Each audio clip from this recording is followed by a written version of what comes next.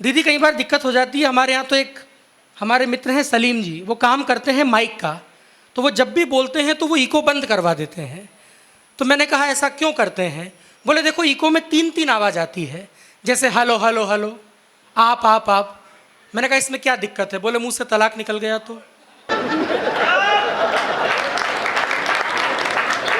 नहीं आप लोड मत लीजिए, तालियां ज़रूरी नहीं कि बजानी ही है आपको।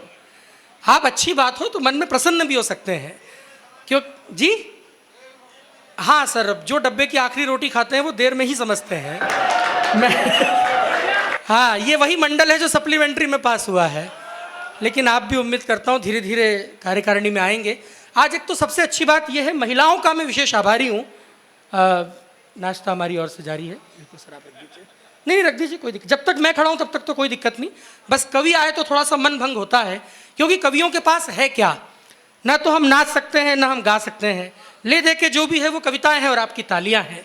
जिंदगी है क्या? जुगालियां ही तो हैं, सहने को गम खाने को गालियां ही तो हैं। इन कवियों का सम्मान क्या, न पैसा न सोना, आपके इन 2 हाथों की तालियां ही तो हैं।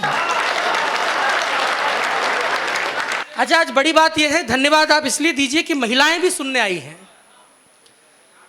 मैं इतनी सारी महिलाएं बहुत दिनों बाद कवि सम्मेलन में देख रहा हूं और चुप बैठी देख रहा हूं। अन्यथा महिलाएं जो खुद के पति की नहीं सुनती, वो आज दूसरों के पतियों की सुनने आई हैं, ये बड़ी बात है। अन्यथा अजय मामा, हमारे भारत में महिलाएं अपने पति को 2 घंटा लेक्चर देने के बाद ये कहती हैं कि मैंने तो आजकल इनसे कुछ कहना ही छोड़ दिया है। यकीन मानिए सर, हमारे मोहल्ले में तो एक भाभी जी हैं, वो तो हाथ में मेहंदी से नाम लिखती हैं पति का। मैंने कहा ऐसा क्यों करती हैं? बोले मैं चाहती हूं कि यह आदमी मेरी मुट्ठी में कैद रहे। लेकिन एक बात ईमानदारी से कहूं दिव्यापुर वालों, आपकी विधायक महोदया हमारे बीच मौजूद हैं। इस देश में बेटी होने या ना होने पर भी लोग प्रश्न करते हैं। मैं एक बात अच्छी कह रहा हूं ईमानदारी से, इन बेटियों को 9 महीने पेट में रहने का अधिकार दे दीजिए। अंतरिक्ष में 9 महीने कैसे बिताए जाते हैं ये अपने आप साबित करके चले आएंगे। बड़ी बात, जिंदाबाद आदित्य, वाह वाह वाह वाह वाह वाह वाह। अभी एक कार्यक्रम हुआ है आज तक साहित्य का, आपको नई सूचना दे रहा हूं, आपने नहीं सुना होगा। आज तक साहित्य का कार्यक्रम है, उसमें उर्फी जावेद को बुलाया गया। हाँ। और उर्फी जावेद ने आकर ये कहा कि महिलाओं को संयम में रहना चाहिए। मैं 4 पंक्तियां पढ़ रहा हूं ईमानदारी से, और जिस कवि को बुला रहा हूं उसकी भूमिका में आपकी तालियां उठे। कि भारतीय संस्कृति को तोड़ती वारांगनाएं, सुना कल रात कहीं कूक के चली गई। ज्ञान किसको दें? इस देश में ज्ञान तो कोई लेता ही नहीं है। मैं तो पढ़ाता हूं सर बच्चों को। एक बच्चे से मैंने बड़ा सामान्य प्रश्न किया कि बेटा ये थोड़ा सा जो हलचल इधर से, क्या कोई बॉटल वॉटल कुछ? अच्छा नहीं, कर लीजिए सर। अभी जो मैं आपसे कह रहा हूं, जब तक मैं खड़ा हूं तब तक आपको जो करना है कर लीजिए। जब कवि आएंगे तो थोड़ा सा मन में आ जाइएगा, क्योंकि पहले कवि इस मंच के वो हैं। आज जब मैं उनसे पहली बार मिला तो अकबर भाई ने मुझसे कहा कि आदित्य भाई, मुझे देख नहीं सकता हूं, मुझे दिखता नहीं है। मैंने एक बात उनसे ये कही कि जिसे कुछ नहीं दिखता है वो ईश्वर को देख सकता है।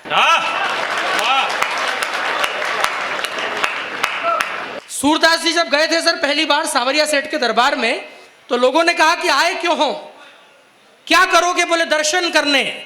बोले कैसे करोगे, तुम्हें तो दिखता ही नहीं है। सूरदास जी ने एक पंक्ति कही कि मुझे नहीं दिखता तो क्या हुआ, उसको तो दिखता है। बस ये कविता का माहौल थोड़ा सा आप बना लीजिए सर, क्योंकि ज्ञान बांटना बहुत मुश्किल काम है देश में। मैं पढ़ाता हूँ बच्चे को, मैंने एक बच्चे को सामान्य प्रश्न कर दिया कि बेटा ये लड़की में कौन सी की मात्रा लगेगी? तो बच्चे ने कहा कि सर लड़की बताओ। अरे मैंने कहा सामान्य सी बात है, छोटी की मात्रा के बड़ी की मात्रा। बोले नहीं सर लड़की बताओ। मैंने कहा कैसे? बोले देखो अगर लड़की छोटी हुई तो छोटी की लगा देंगे, अगर लड़की बड़ी हुई तो बड़ी की लगा देंगे। मैंने कहा बराबर हुई तो? बोले खुद लग जाऊंगा। तालियां बजाइए एक बार जोरदार। अब आप, मुझे पता चल गया कि आप पकड़ में कैसे आएंगे, ये मैं समझ चुका हूँ धीरे धीरे। लेकिन आइए मैं पहले कवि की भूमिका बनाऊं, क्योंकि इस देश में संस्कृति के नाम पे अश्लीलता परोसने वाली ऐसी वारांगनाएं। आइए सर, उर्फी जावेद कह रही है कि मर्यादा में रहना चाहिए महिलाओं को। मैं राजस्थान से आया हूं, भारतीय संस्कृति को तोड़ती वारांगनाएं, सुना कल रात कहीं कूक के चली गई। और सुर नहीं साज नहीं, नयनों में लाज नहीं, पश्चिमी रिवाज हाय हुक के चली गई। तो नारियां तो वो थी जिन होने की बचाई आन, वेदियों पे निज प्राण फूंक के चली गई। नारियां तो वो थी जिन होने की बचाई आन, वेदियों पे निज प्राण फूंक के चली गई। और जौहर की आग में जो कूदी पद्मावतियां, खिलजियों के ताजों पर थूक के।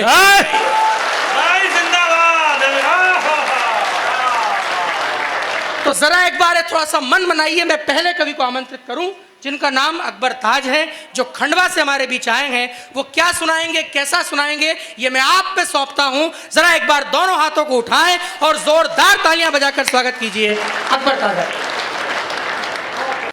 बहुत अच्छा कवि सम्मेलन चल रहा है, बहुत अच्छा संचालन कर रहे हैं मेरे भाई जैन साहब।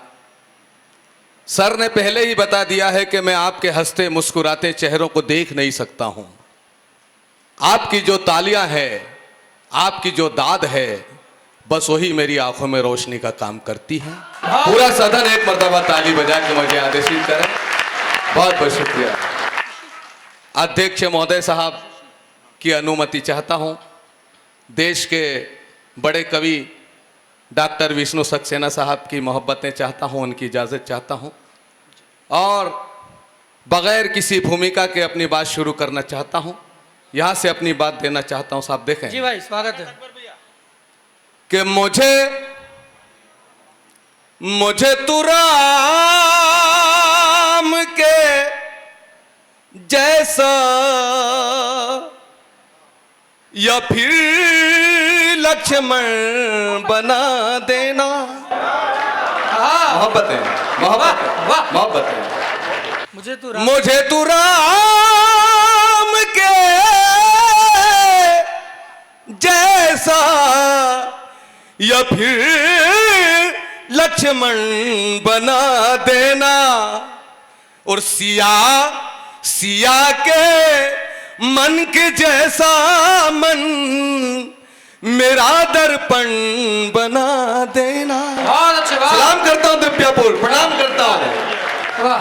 सिया के मन के जैसा मन मेरा दर्पण बना देना।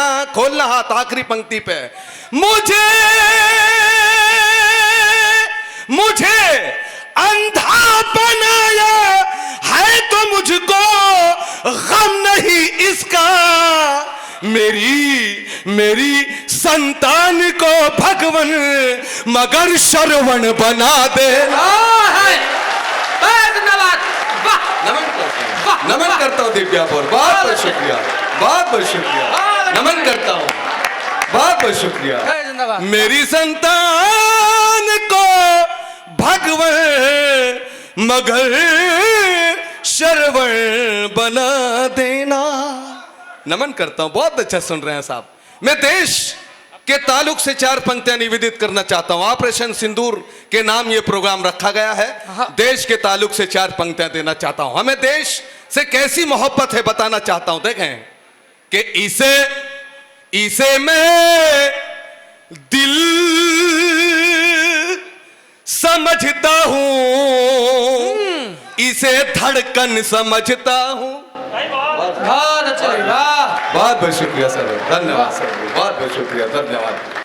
विधायक दीदी से भी खास तवज्जो, खास ध्यान चाहूंगा पंक्तियों पे। बहुत बहुत शुक्रिया सर।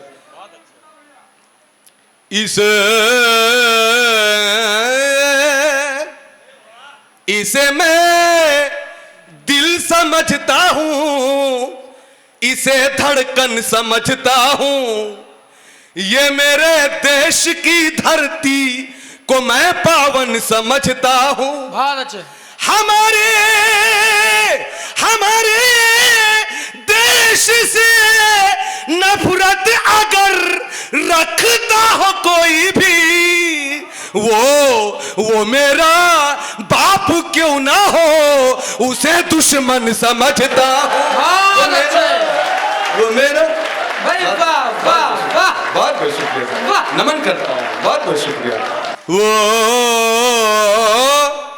वो मेरा बाप क्यों ना हो, उसे दुश्मन समझता हूं।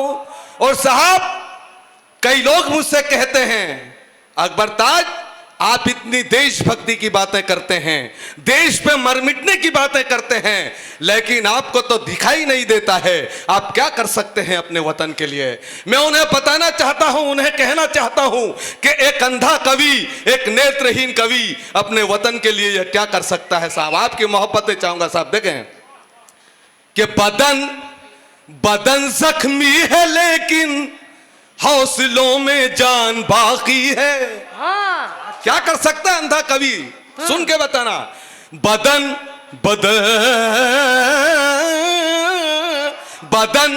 बदन जख्मी है लेकिन हौसलों में जान बाकी है।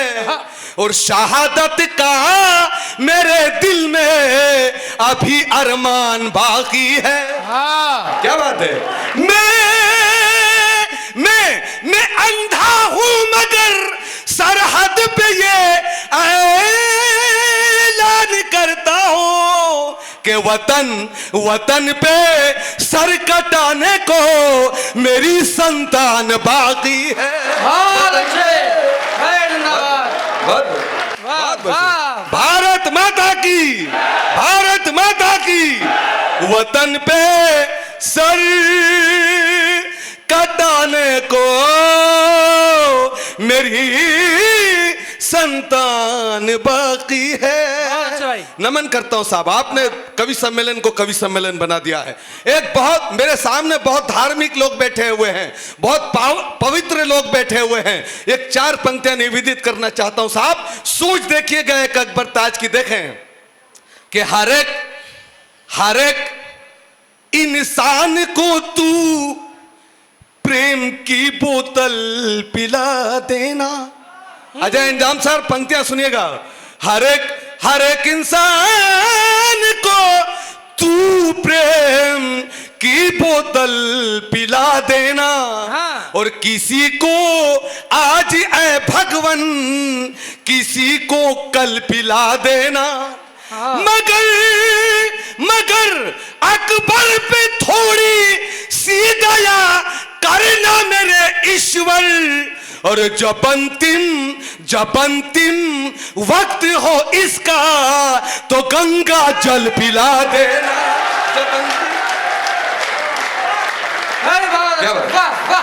बहुत बहुत शुक्रिया, नमन करता हूं, बहुत बहुत शुक्रिया जी। पूरा सदन एक मरतबा ताली। क्या बात।